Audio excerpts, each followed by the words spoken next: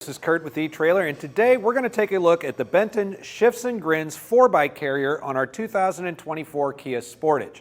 Now, if you've had any experience with the Benton Shifts&Grins, or if you have questions about it, go ahead and leave those in the comments below. We love to use those to help our other neighbors make the best decision possible. The Benton Shifts&Grins is a platform rack that's going to allow you to carry up to 55 pounds per bike on the carrier. Now, it is important to mention that the carrier weighs about 116 pounds. So if you're going to get this loaded up on your Kia Sportage, just double check your hitch tongue weight capacity along with the vehicle tongue weight capacity to make sure that it can handle a fully loaded bike rack. The Shifts&Grins, one of the best things about it is really the versatility. It's got these wheel cups here that accommodate up to a 5-inch wide tire. The back wheel cup can be slid back and forth in order to accommodate bigger and smaller wheelbases, so this will fit a children's bike if you need it to. And it can be either wheel mounted or frame mounted. So if you have a carbon fiber frame with maybe a custom paint job, a wheel mount would be your best option. But if your bike has fenders, we're going to want to go ahead and mount it on the frame. And to do that, we could simply remove our hook, move our arm over, and replace our hook to be mounted here on the frame. One of the biggest questions that a lot of people have when they're looking at a bike rack this size is, will I get access to my lift gate? And the answer is yes, you will. We can grab by this handle right here, and by depressing this button, we'll be able to lower it into a tilted position. Now, remember what I said about the weight of this rack, so it is a good idea to make sure that you got a good brace on it before we drop it down. So now you can see that with the length of the rack, it does actually come into contact with the ground. However, there is a rubber pad under here to keep you from damaging your rack when you have to do that. If we come over to our lift gate, we can open it up, and we can see that we can get it completely open. Now that we have access to our lift gate, we can get any equipment we need in and out of here, sit down, get our shoes changed, get a drink of water, anything we need to do in between the ride. And in order to bring it back into its upright position, we'll go ahead and grab that handle and lift again until we hear that loud click. Now, because of the weight of this, if we have this loaded up with 4 bikes, that might be a little bit difficult to do, but the honest answer is, if you have 4 bikes on here, you likely have a helping hand with you to help you get it lifted up.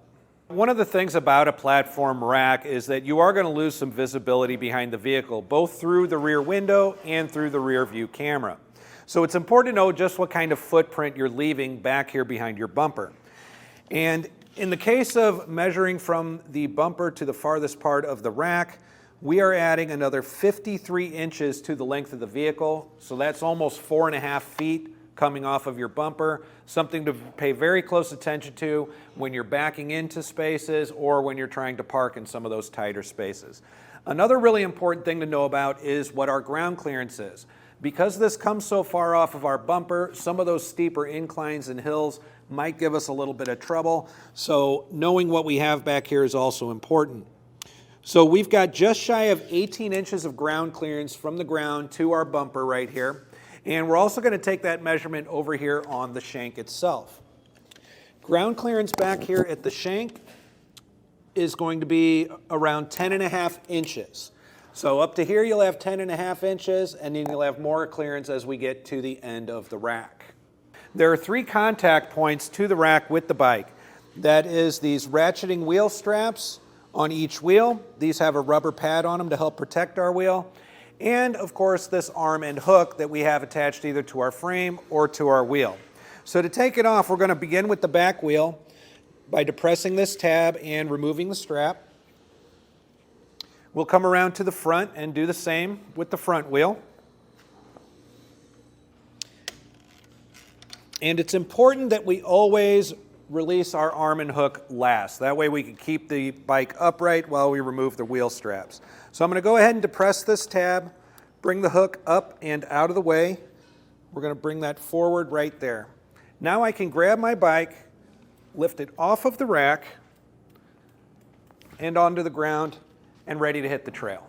When you're not carrying your bikes, in all likelihood, you're definitely not going to want to be driving around with it in this flat position, adding that almost 4.5 feet to the back.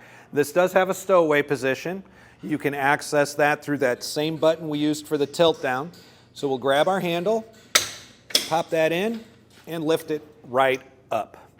And this is also important because if you remember that this bike rack weighs almost 116 pounds, it's probably not something you're going to want to take out and put back in every time you are using it and not using it.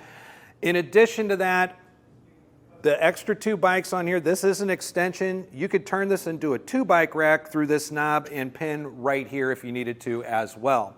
But while we've got it in the upright position, we can see here that we're going to have really almost complete blockage of our license plate and of our rear view camera. We're also going to have some partial blockage of our taillights, although in all seriousness, they're not really blocked all that much.